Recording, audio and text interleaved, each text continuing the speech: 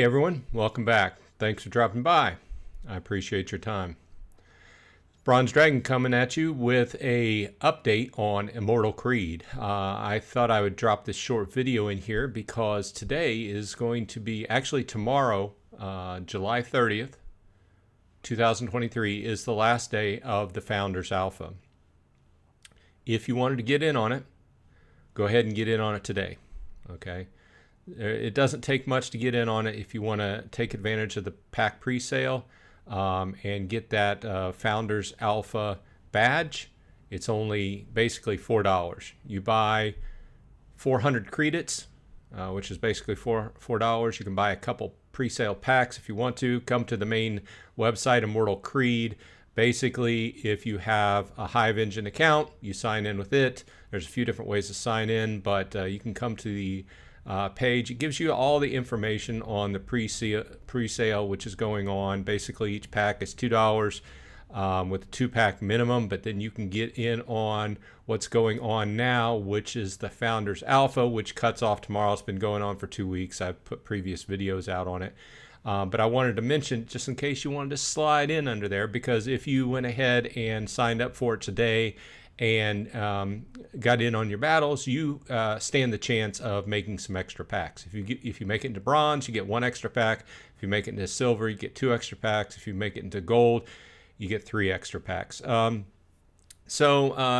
getting ready to cut off the alpha, but if you want to slide in, go ahead and do that. Now, as far as my main, opinion, I've been playing a little bit of it. I did make it into bronze, was not lucky enough. I think at this present situation, let's go ahead and take a look at my inventory. Okay, so you have your main damage dealers, which fall into melee, range, or magic. Okay, and they have their different stats.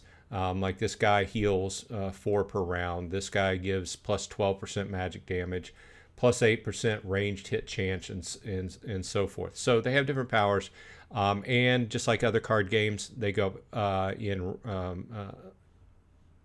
in levels. You can combine them to increase their strength and levels, but they also have varying rarities going up. So just very similar to other card games. Obviously, the rarer they are, the stronger they are, or the higher the level you combine, the more damage they're going to do. Okay.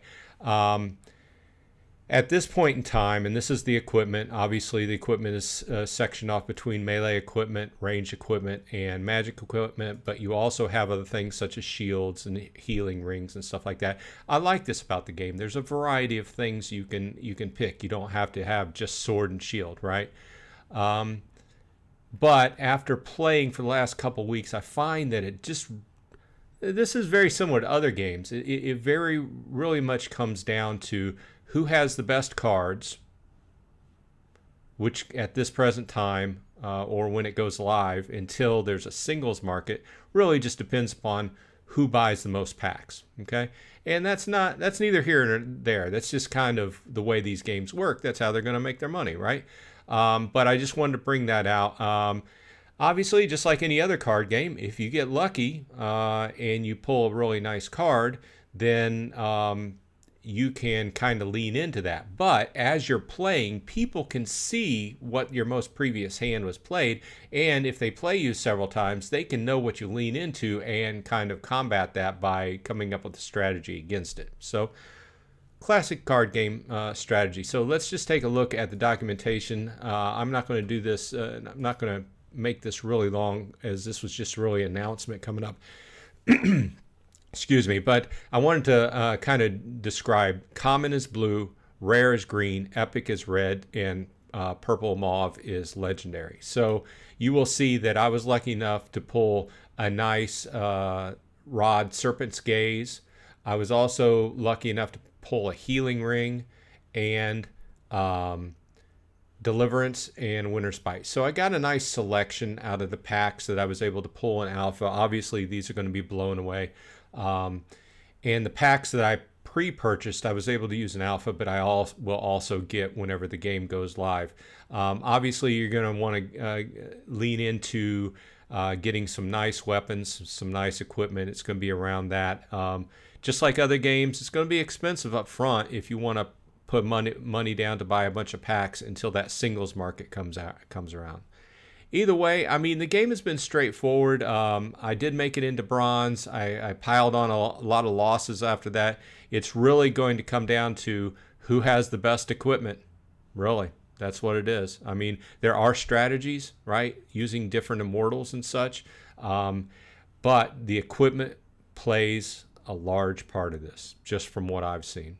Okay, so take it for what it's worth. I have been enjoying it. It's been a rather fun game, and I hope that they pull some good data points out of this alpha and can move forward and make the game better by the time that it goes live. With that said, this has been Bronze Dragon, bringing you another game, a new game on the Hive Blockchain, Immortal Creed. Thanks for joining me, and I will see you on the flip side.